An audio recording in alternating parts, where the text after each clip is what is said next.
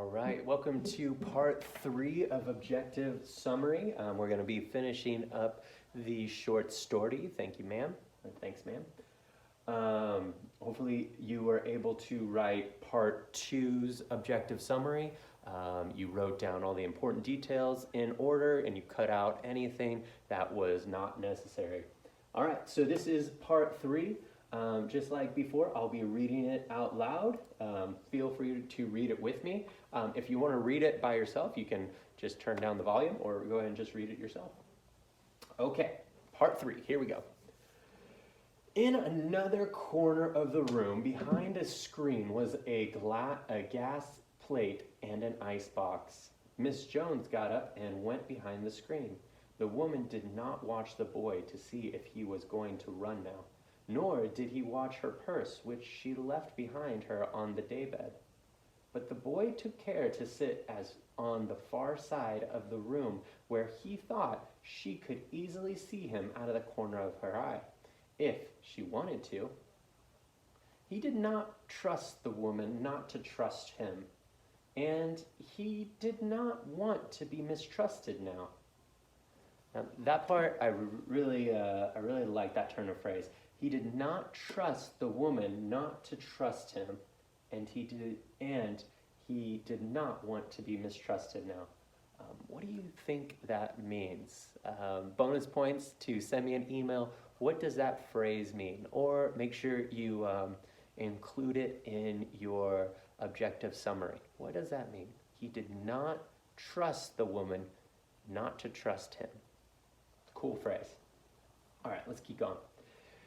Do you need somebody to go to the store? Asked the boy. Maybe to get some milk or something? Don't believe I do, said the woman.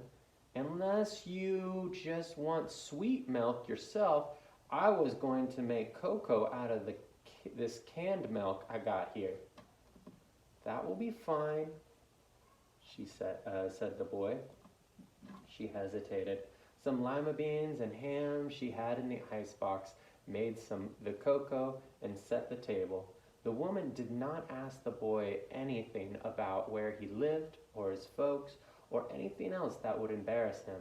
Instead, as they ate, she told him about her job in the hotel beauty shop that stayed open late, what the work was like, and how all kinds of women came in and out, blondes, redheads, and Spanish.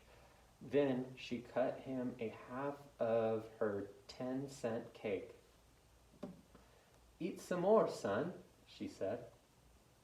When they were finished eating, she got up and said, Now, here, take this $10 and buy yourself some blue suede shoes.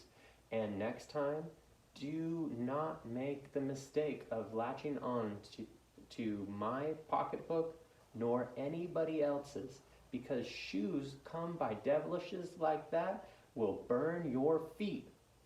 I got to get my rest now, but I wish you would behave yourself, son, from here on in. She led him down the hall to the front door and opened it. Good night. Behave yourself, boy, she said, looking out into the street.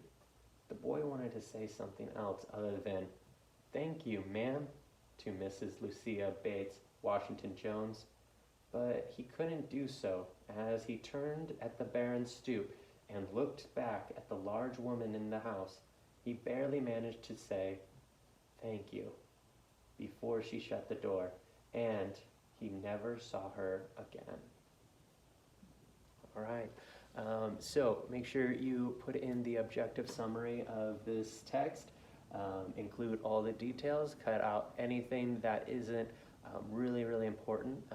We see a lot of character development throughout this story, so make sure you include that. We start off with these two people that are kind of button heads, obviously. The boy tried to steal something from the large woman, and they leave with different feelings to each other. So make sure you include that change of character, all right? And then I will be back for tomorrow. We're going to put everything together. All right, I'll see you then. Bye.